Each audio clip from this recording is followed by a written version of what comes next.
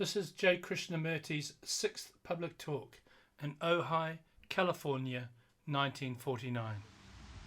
I would like this morning to discuss what is true religion. And to find out what it is, we must examine our lives first and not superimpose on that life something we would think spiritual, romantic, and sentimental.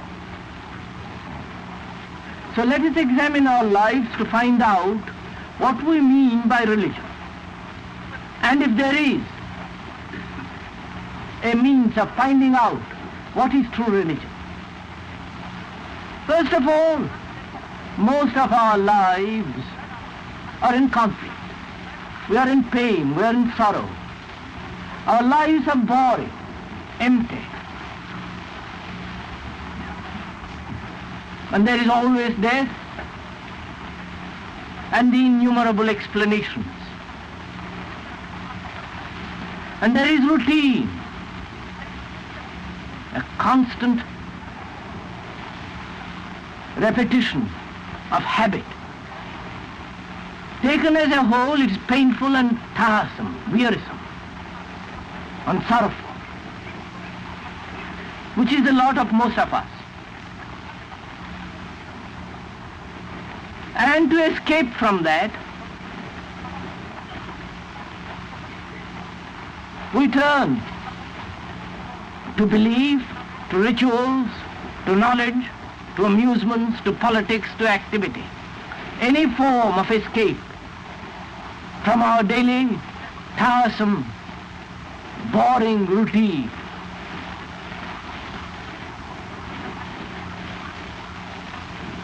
These escapes, whether it's political or religious, must in their very nature likewise become tiresome, routine, habitual. Because we move from sensation to sensation. And ultimately, all sensation must be boring, must be tiresome. As our lives are mostly the response from physical centers, and as they have caused disturbance, pain, we try to escape from them and into what we call religion, into spiritual realms.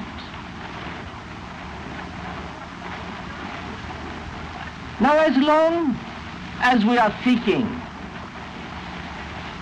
a sensation in any form, it must eventually lead to boredom, because one is surfeit.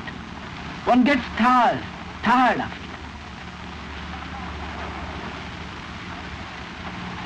Which is again an obvious fact. The more sensations you have, the more tiresome at the end, the more boring, the more habitual. And is religion a matter of sensation? Religion being the search of reality, the discovery, the understanding, or the experiencing of the highest. Is that a matter of sensation, a matter of sentiment, a matter of feeling?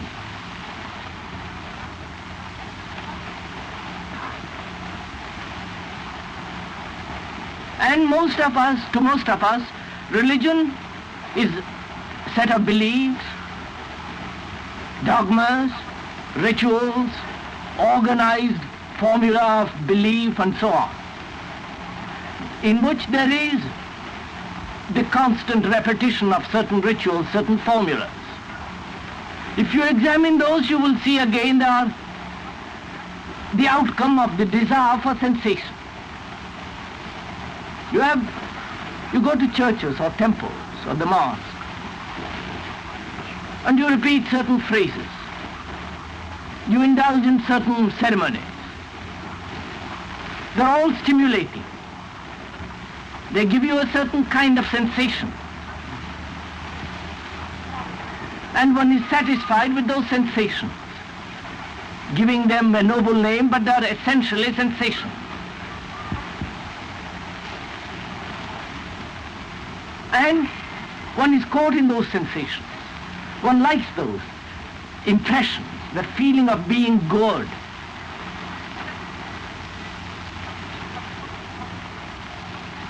And repetition of certain prayers and so on. But essentially, if one goes into it deeply and intelligently, one finds that they are basically sensation. And though each sensation may have a different expression, give you a sense of newness, they are essentially sensational and therefore ultimately boring, tiresome, habitual, habit-forming.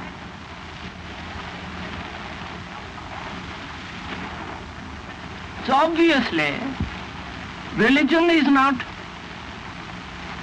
ceremony.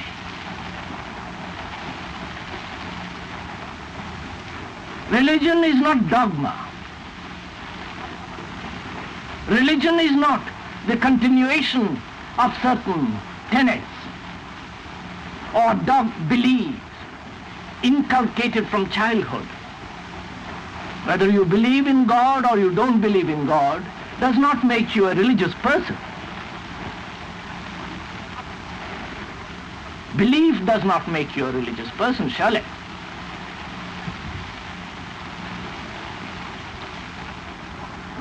The man who throws an atomic bomb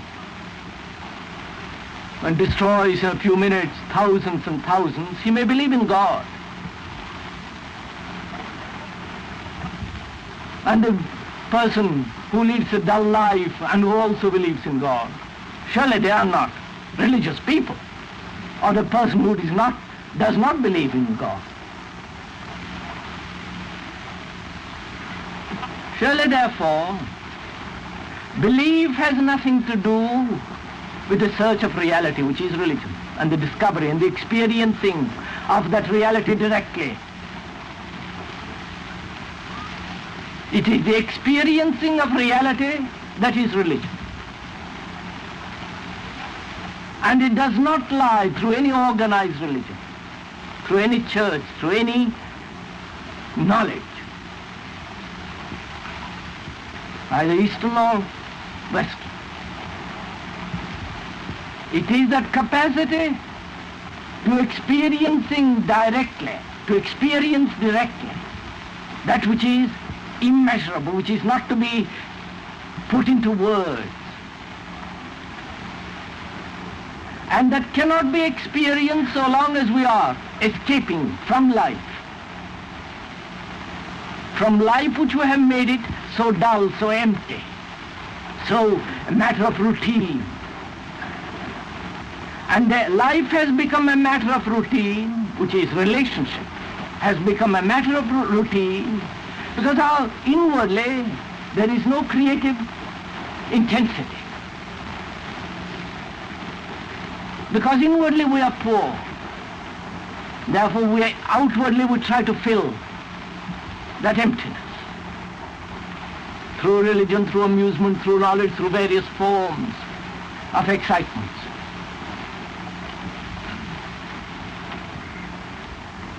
And that emptiness, that inward poverty, can only come to an end when we cease to escape.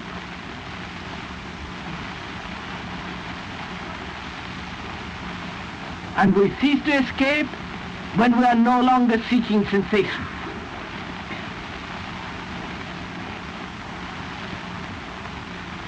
Then we are able to face that emptiness. That emptiness is not different from us. We are that emptiness. As I was discussing yesterday,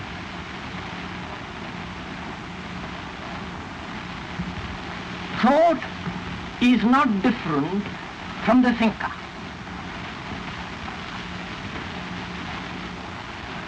The emptiness is not different from the observer who feels that emptiness.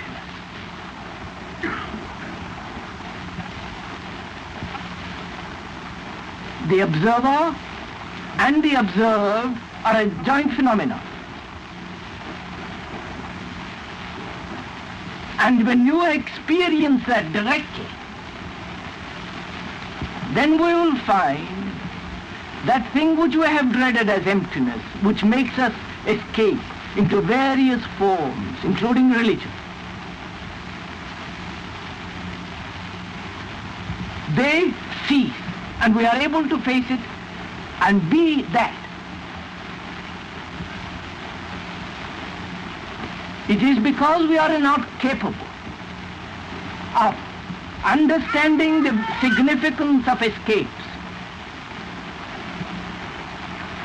how these escapes have come into being,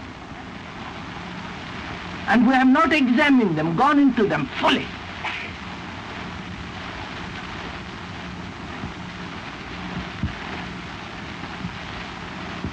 Because we have not done it, escapes have become much more significant, much more meaningful than that which is.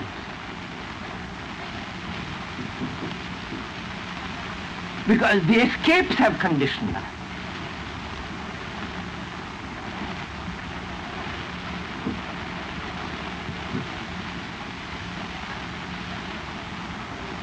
And because we have escaped, we are not creative in ourselves. And it is only when there is creativeness in us,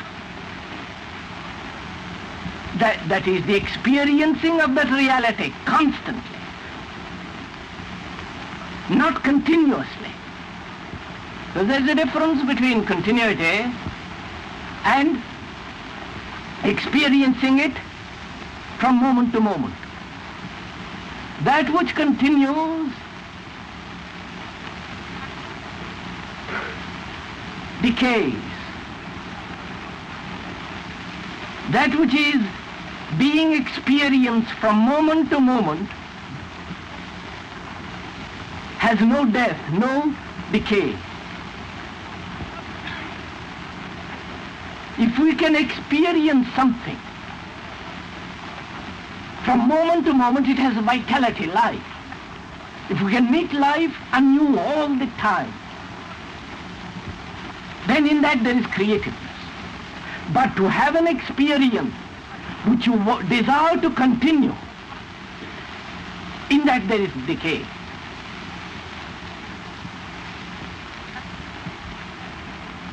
Don't you know so many people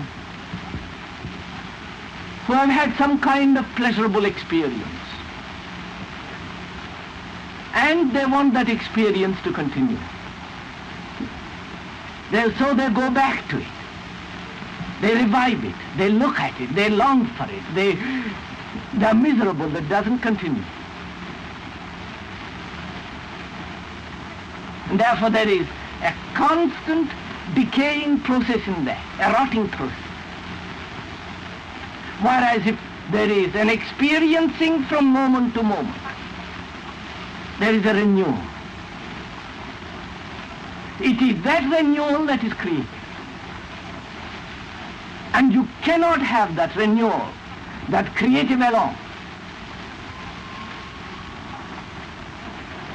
if our mind is occupied and caught in escapes and in those things that we have taken for granted.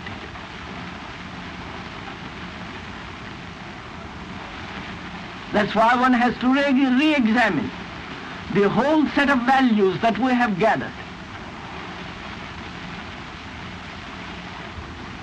And one of the main gatherings in our life is so-called religion, which is so organized.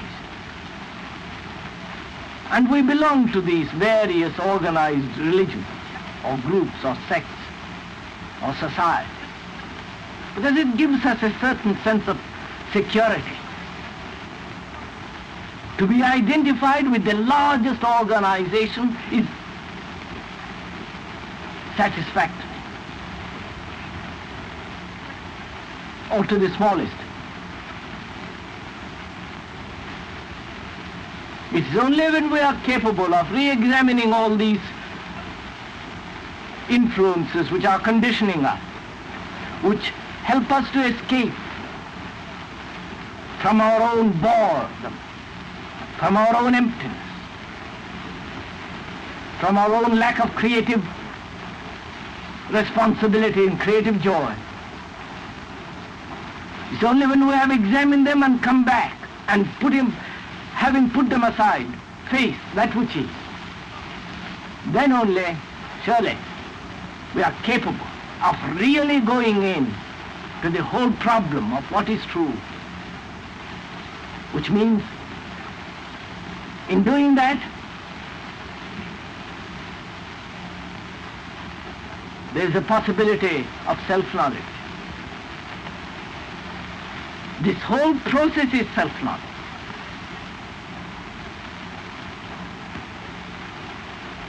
And it's only when there is knowledge of one's own process of thinking, feeling, acting, action, then there is a possibility of thinking rightly. We cannot think rightly to be free from the process of thought.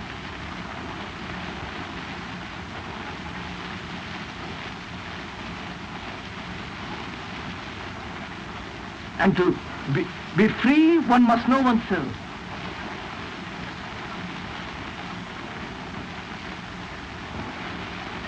Therefore, self-knowledge is the beginning of wisdom. And without self-knowledge, there can be no wisdom. There can be knowledge, sensation.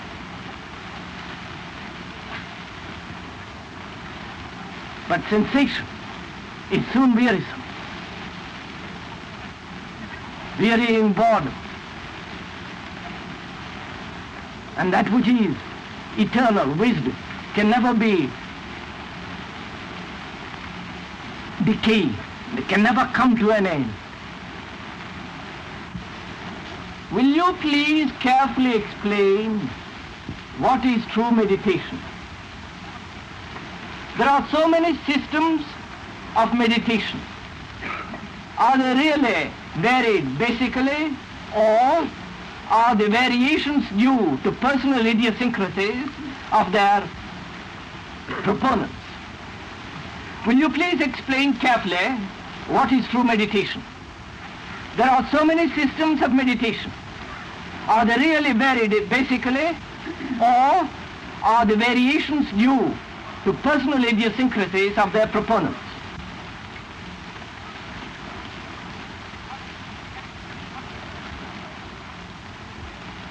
This is really an important question, and if I may suggest, let us go into it together. Because meditation has a great deal of significance. It may be the door to real self-knowledge. And it may open the door to reality. And in opening the door and experiencing it directly, then there is a possibility of understanding life, which is relationship. So meditation, the right kind of meditation, is essential. So let us find out what is right kind of meditation. And to find out what is right, we must approach it negatively.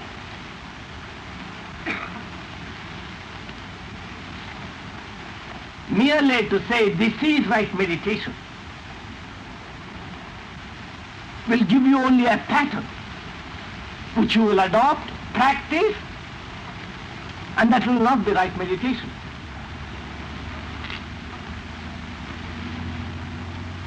So as I am talking about it, please follow me and experience it as we go along together.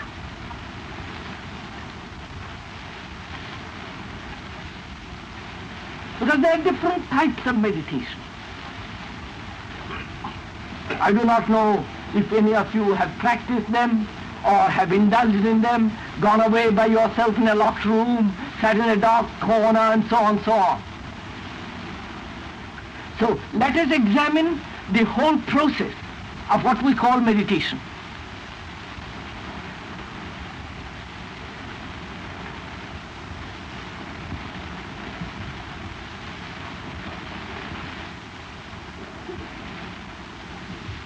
First of all, let us take the meditation in which discipline is involved.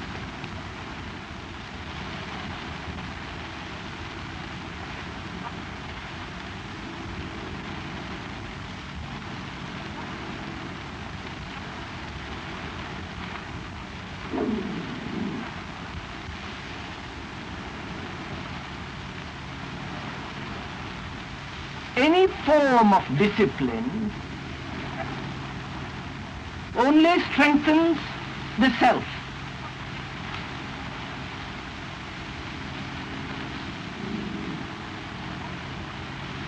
And the self is the source of contention, conflict.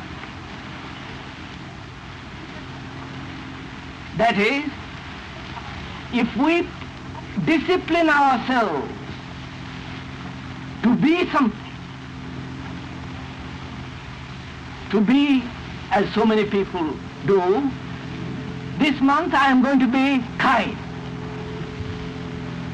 I am going to practice kindliness.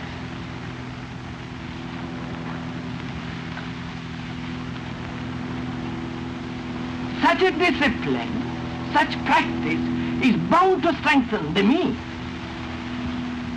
You may be outwardly kind, but surely a man who practices kindliness and is conscious of his kindliness is not kind.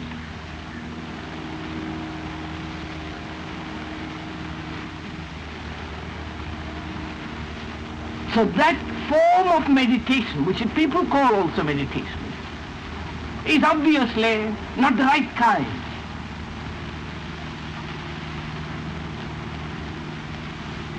Because as we discussed yesterday,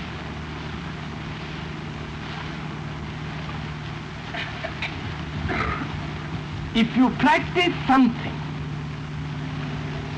in that the mind is caught, and in that there is no freedom,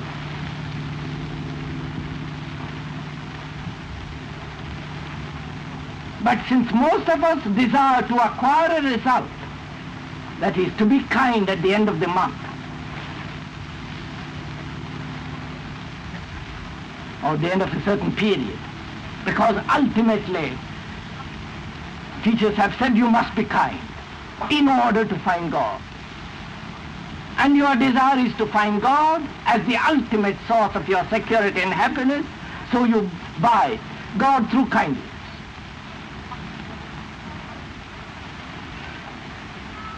Which is obviously the strengthening of the me and the mind, which is a self-enclosing process. And anything that encloses, any action that is binding can never give freedom. Surely that is obvious. Perhaps we can discuss it another time if it's not clear. Then there is this whole process of concentration, which is also called meditation. You sit in a cross-legged, because that's the fashion from India, or in a chair, in a dark room, in front of a picture or an image, and trying to concentrate on a word, on a phrase, or a mental image, and exclude all other thoughts. I'm sure many of you have done this. And the other thoughts keep pouring in, and you push them out, and you keep on with the struggle, till you are able to concentrate at the exclusion, and exclude everything else. Then you feel gratified. At last you have learned to fix your mind on a point which you think is essential. Again, through exclusion do you find anything? Through exclusion, suppression, denial, can the mind be quiet? Because as I said, there can be understanding only when the mind is really quiet, not suppressed, not so concentrated on idea that it becomes exclusive. Whether it's a master or some virtue or what you will.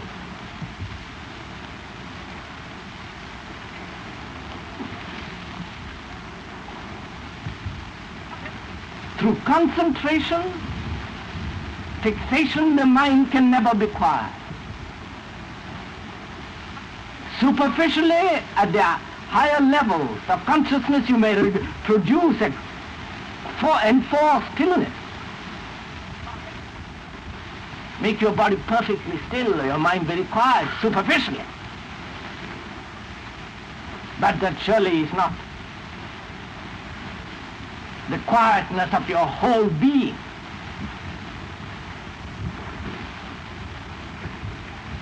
So again, that is not meditation.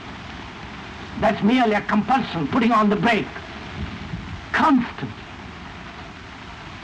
When the engine wants to run full speed, you soften it, you put on the brake. Whereas, if you are able to examine every thought that comes into your being, into your mind, go into it fully, completely, think every thought out.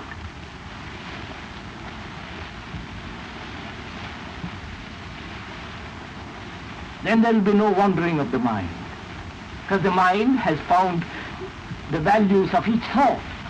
Therefore it's no longer attractive, which means there is no distraction. A mind that is capable of being distracted and resists distraction is not capable of meditation. Because what is distraction?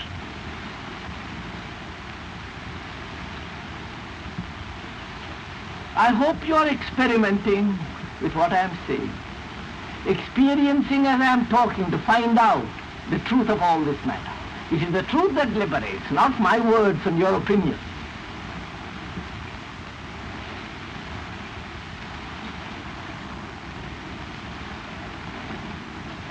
We call distraction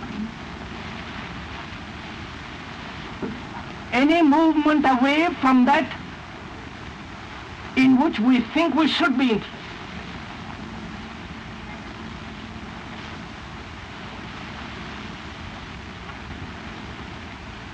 So you choose a particular interest, so-called noble interest, and fix your mind on it. But any movement away from it is a distraction. So you resist distraction. But what makes you choose that one particular interest?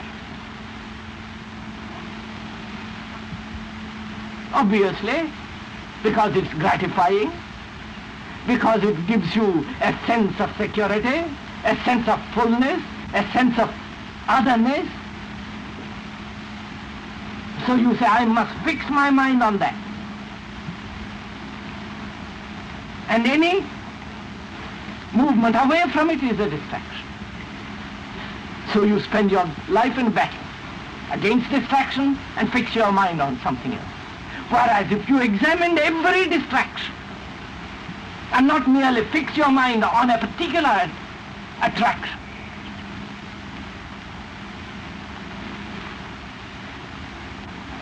then you will see the mind is no longer capable of being distracted, because it has understood the whole distractions as well as the attraction. Therefore the mind is capable of extraordinary extensive awareness without exclusion.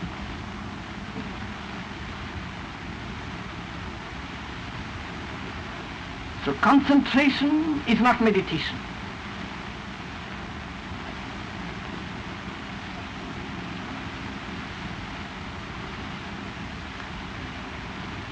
And disciplining is not meditation. Then there are prayer.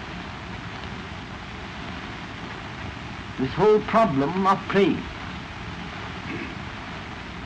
and receiving. That's also called meditation. What do we mean by praying? Supplication, the gross form of it. And there are subtle forms at different levels of prayer. The gross form we all know. I'm in trouble, I'm in misery, physically or psychologically, I want some help. So I go, I beg, I supplicate.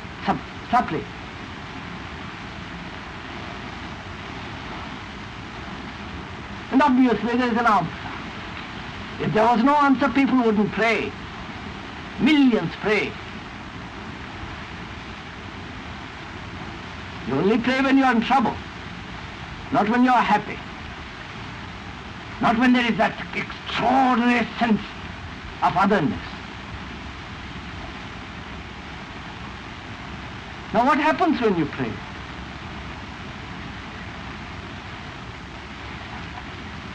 You have a formula, haven't you?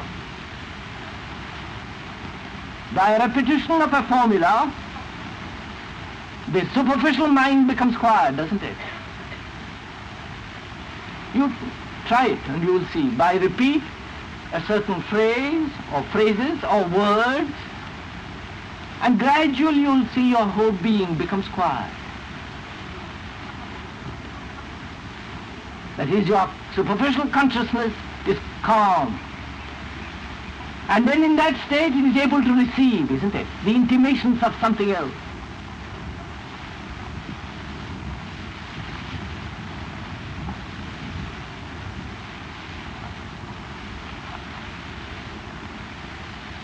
So, through calming the mind by a repetitive words, by a repetition, by so-called prayers, you may receive hints and intimations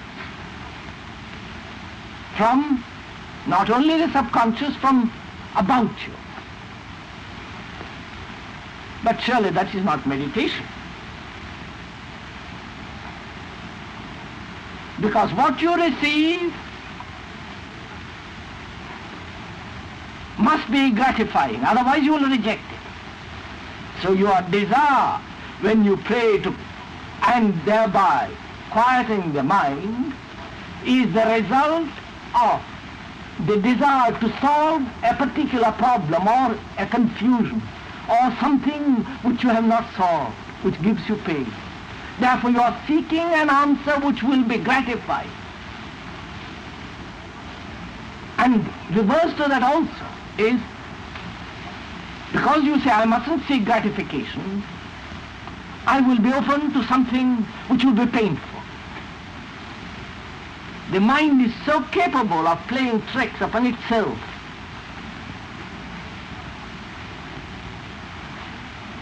that one must be aware of the whole content of this question of prayer.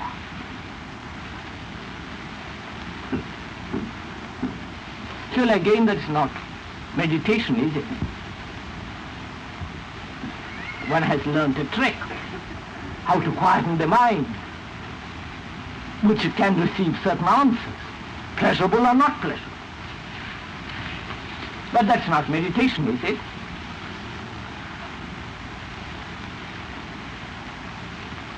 And this question of devotion to somebody, pouring out your love to God, to an image, to some saint, to some master. Is that meditation?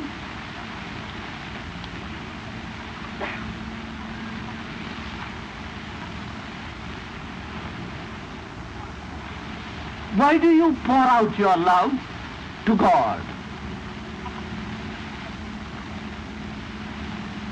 That which you cannot possibly know.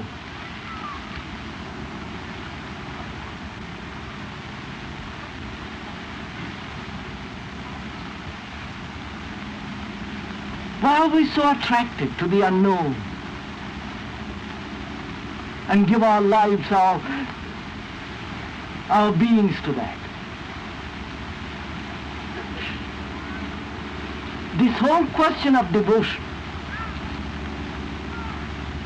does it not indicate that being so miserable in our own lives, having no right relationship with other human beings, we try to project ourselves into something, into the unknown, and worship the unknown?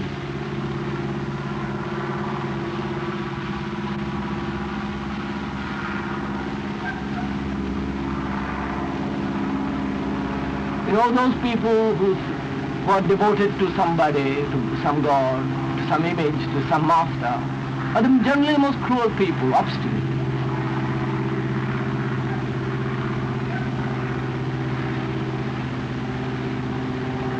They are intolerant of others. They are willing to destroy others, verbally as well as physically. Because they have so identified themselves with that image, with that master, with that experience.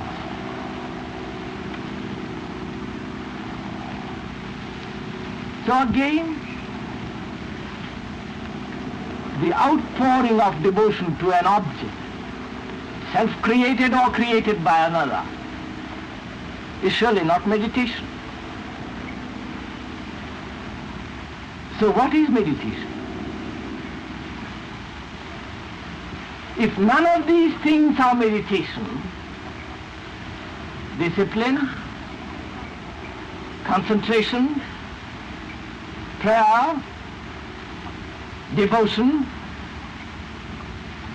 then what is meditation?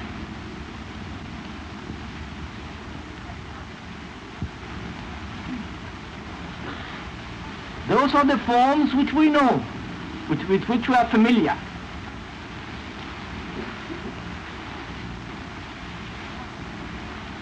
But to find out that which is not, with which we are not familiar, we have to be free of these things of which we are familiar, haven't we, first?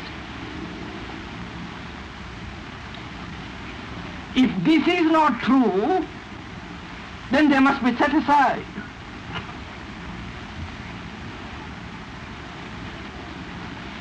Then only you are capable of finding out what is right meditation, isn't it?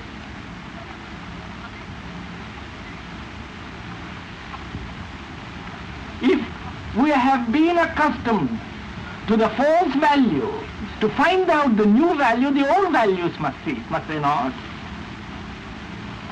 Not because I say so, because you think it out, feel it out.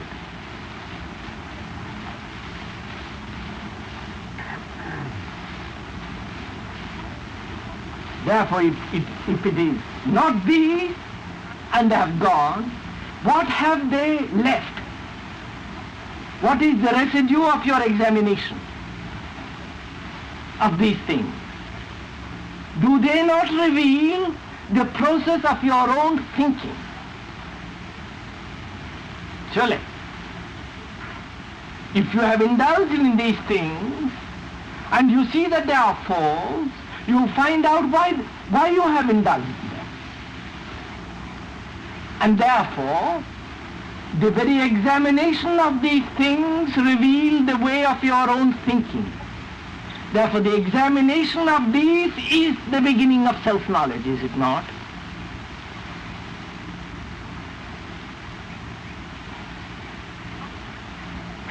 So, meditation is the beginning of self-knowledge. Without self-knowledge, you may sit in a corner, meditate on the masters, develop virtues. They are illusions. And they have no meaning for the person who really wants to discover what is right meditation.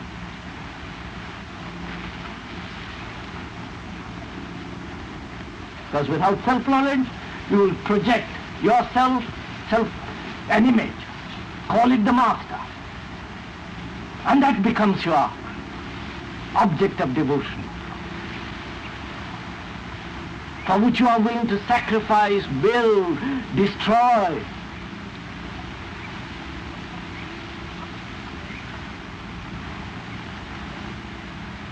Therefore, through self-knowledge, and there is possibility of self-knowledge only as we examine our relationship to these things which I have explained. Then it reveals the process of your own thinking. Therefore there is a clarity in your own being. And therefore there is the beginning and the understanding of self-knowledge. Without self-knowledge there can be no meditation.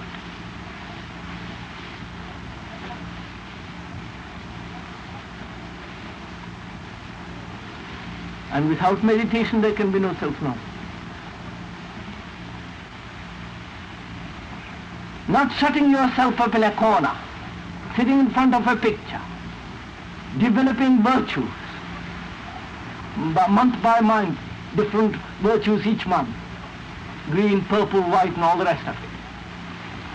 Or going to churches and performing ceremonies. None of those things are meditation or really spiritual life. Spiritual life begins in the understanding of relationship, which is the beginning of self-knowledge. Now, when you have gone through that and have abandoned all those processes which only reveal the self and its activities, then there is a possibility of the mind not only being superficially quiet but inwardly quiet. Because there is the cessation of all demands.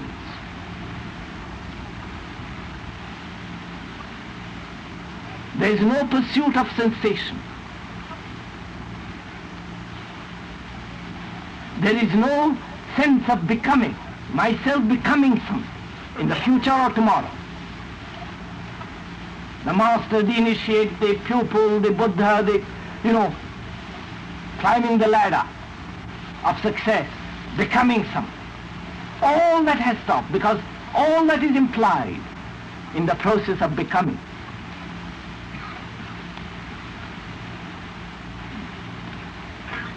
And that there is the cessation of becoming only when there is the understanding of what is. And the understanding of what is shown through self-knowledge of what one is exactly.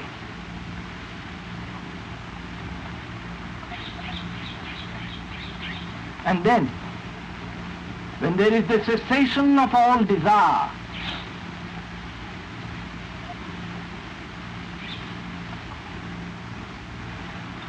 which can only come through self-knowledge, then the mind is quiet.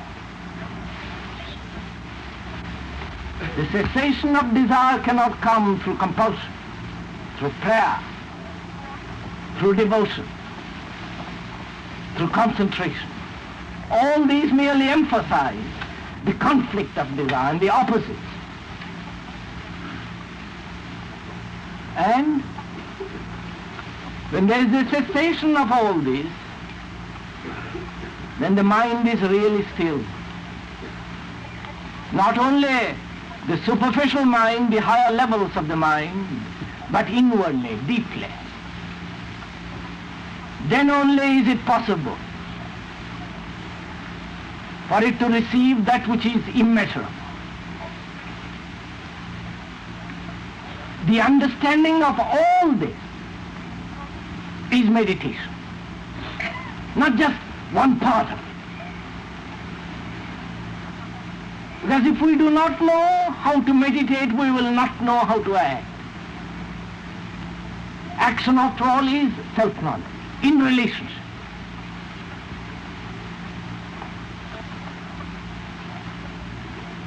And merely to shut yourself in a sacred room with incense burning, reading phrases of other people's meditations and their significance is utterly useless. Has no meaning. It's a marvelous escape. But to be aware of all this human activity, which is ourselves, the desire to to attain, the desire to conquer, the desire to have certain virtue, all emphasizing the me as important. In the now or in the future, this becoming of the me, being aware of all that in its totality is the beginning of self-knowledge and the beginning of meditation. Then you will see, if you are really aware of this, there comes a marvelous transformation.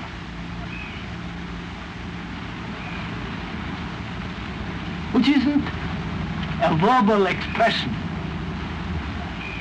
which isn't a verbalization, merely repetition, which is sensation, but actually,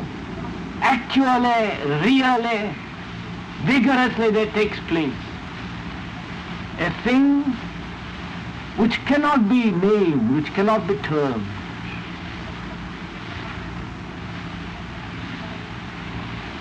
And that is not the gift of the few, not the gift of the masters, or few people have it.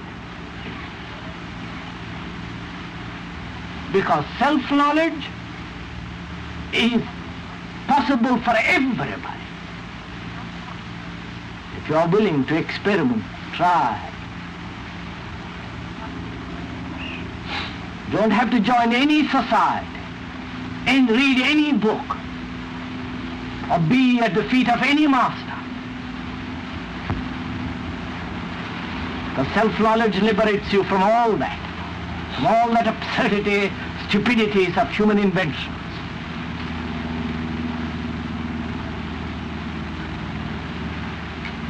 And then only through self-knowledge and right meditation there is freedom. In that freedom there comes reality. But you cannot have reality through mental process. It must come to you. And it can only come to you when there is freedom from desire.